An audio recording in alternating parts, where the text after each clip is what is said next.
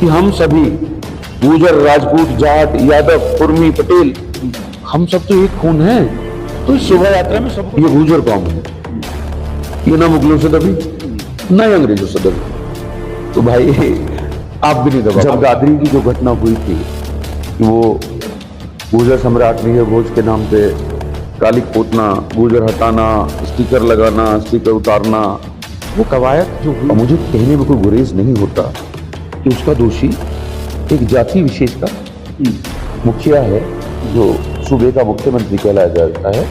और वो TV interview में बड़े फख्र से कहते हैं कि मुझे उस जाति में पैदा होने पे गर्व है जिसमें राम पैदा हुए। तो मेरे हिंदू गुर्जर भाइयों को तो धर्म का चश्मा इस तरह का पढ़ा दिया है, उन्हें यही नहीं पता है कि शैव और वैष्णव मत दोनों देने वाले हूण सम्राट आपके हैं। उसके बाद अगर इतिहास के पन्नों को पलटेंगे तो समझ में आएगा ये एक अलग तरह का बिजनेस है। नमस्कार, स्वागत है आपका जनादेश टीवी इंडिया में। मैं आपके साथ इसराइल चौधरी। अचानक मौसम बदला, बारिश हुई और ठंड होने लगी, लेकिन आज जिस तरह की जनपद सहारनपुर में गर्मी रही, वाकई में वो देखने लायक थी। जहां गौरव गुर्जर यात्रा के नाम से गुर्जर समाज ने एक यात्रा निकाली, हालांकि प्रशासन की ओर से कोई अनुमति नहीं दी गई थी, लेकिन फिर भी गुर्जर समाज ने अपनी यात्रा निकाली। नकुड़ होते हुए, अंबेटा को होते हुए वापसी फनपुरी पहुंची। उस यात्रा में बताया जा रहा है कि भारी संख्या में गुर्जर समाज के लोग अन्य जिलों से भी पहुंचे थे। हालांकि प्रशासन ने उसकी किसी भी तरह की कोई भी अनुमति नहीं दी थी, लेकिन पूरी तरह से जनपद सहारनपुर के आला अधिकारी अलर्ट मोड पर रहे और किसी भी अप्रिय घटना के लिए वो पूरी मुस्तैद नजर आए। लेकिन क्या मकसद था इस गुर्जर यात्रा का? ये गौरव यात्रा नाम क्यों रखा गया? असल में मैं आपको बता दूं, यहाँ जनपद सहारनपुर में ठाकुर समाज भी यानी राजपूत समाज इस वक्त पूरी तरह से अपने आप को हताश और निराश समझ रहा है, क्योंकि उनका कहना साफ है कि गुर्जर समाज को इस यात्रा की जब अनुमति नहीं थी तो फिर कैसे जनपद सहारनपुर में इस यात्रा को निकलने दिया गया। उन्होंने घंटा घर पर इकट्ठा होकर विरोध प्रदर्शन किया, हालांकि वहां पर हालात नियंत्रण में रहे। लेकिन अब बात करने के लिए हमारे साथ गुर्जर समाज के एक चेहरा इस वक्त मौजूद हैं। जनपद सहारनपुर से मेयर का चुनाव कांग्रेस पार्टी से लड़ चुके हैं प्रदीप वर्मा जी। जानकारी चाहेंगे किस तरह से इस यात्रा का जो है आकलन किया जाए, इस यात्रा का मकसद क्या था, क्या कहीं इसके पीछे कोई राजनीतिक हाथ माना जाए या फिर इसमें कोई सोची समझी साजिश का जो है ये नतीजा है जो इस यात्रा में, हालांकि प्रशासन अब कह चुका है, जिलाधिकारी और एसएसपी महोदय कह चुके हैं कि इस पर जो भी निर्णायक कार्रवाई होगी हम वो करेंगे। चलिए, बात करने के लिए प्रदीप वर्मा जी मौजूद है। सर, सबसे पहले हमारे चैनल में आपका स्वागत है। धन्यवाद। आपके दर्शकों को मेरा प्यार भरा नमस्कार। सर, जनपद सहारनपुर में अचानक एक यात्रा का ऐलान होता है, उसकी फिर अनुमति भी नहीं मिलती, अनुमति निकल जाती है। ये प्रशासन को चुनौती कहें या फिर क्या कहें इसको, इसका मकसद क्या है? देखिए, इसे आप थोड़ा पहले पलट के दादरी पहुंचिए जी।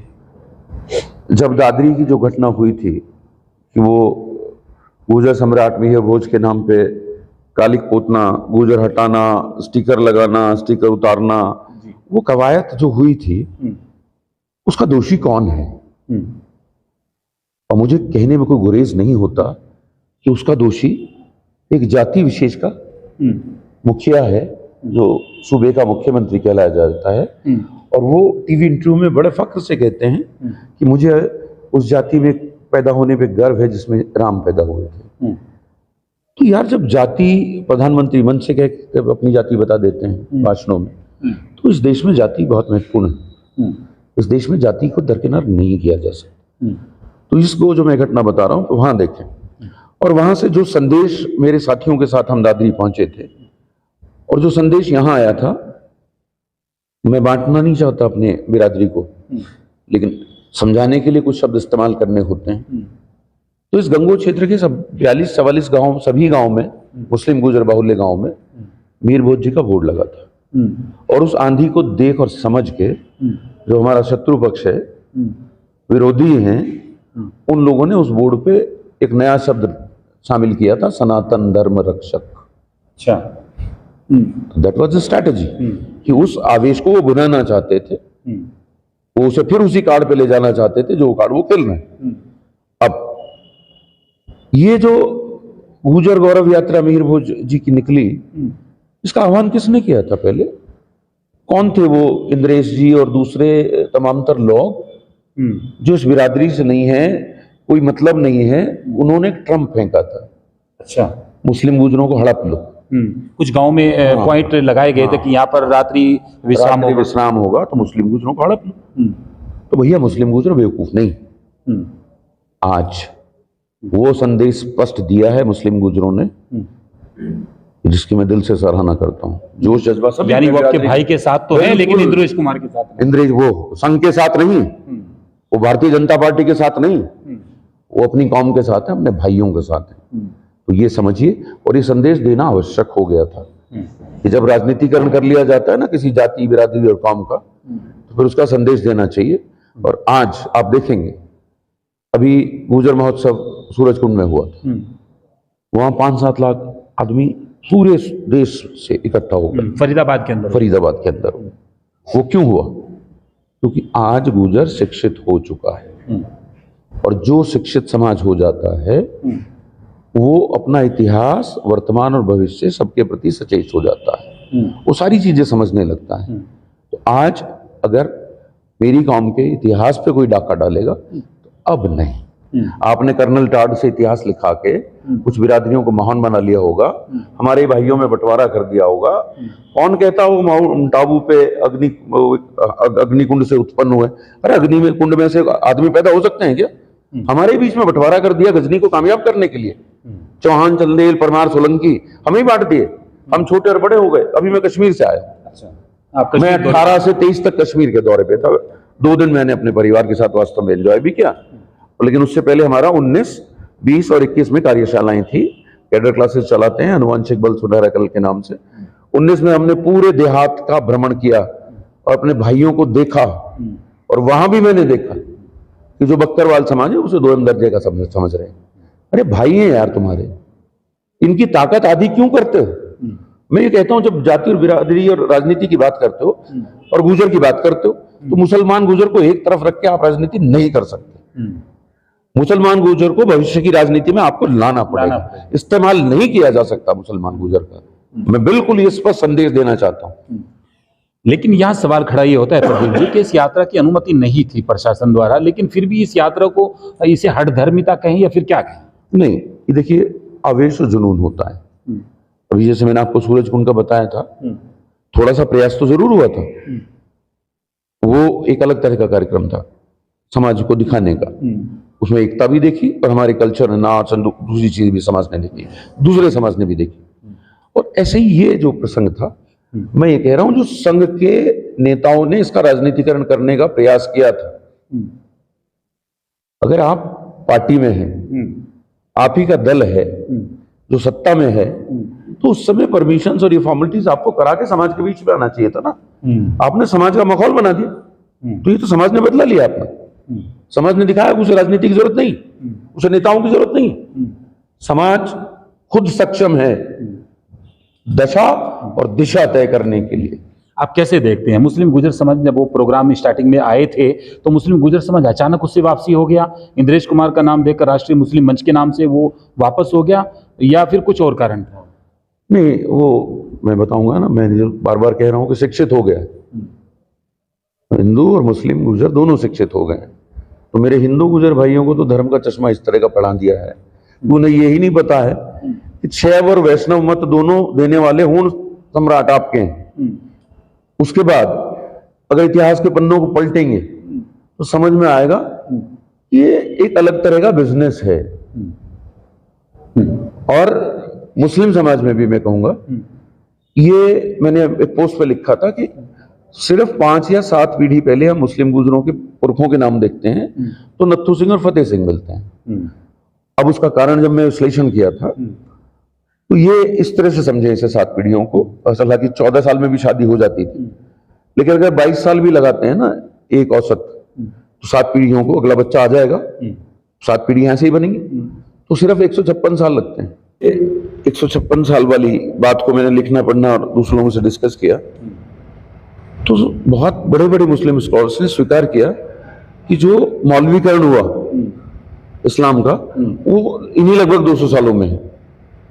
उससे पहले जो इस्लाम है वो मजहब है सूफियाना, वो मोहब्बत का पैगाम देता है। फिर इसको जैसे कॉडिफाई किया गया ना, और इसे भी समझिए, धर्म, किसी को तिलक लगाना जरूरी है, यहाँ केसरिया साफा पहनना जरूरी है, आपको दाढ़ी रखना जरूरी है, टोपी पहनना जरूरी है, किसी को कड़ा और नीले रंग की कोई पगड़ी पहनना जरूरी है, अलग अलग।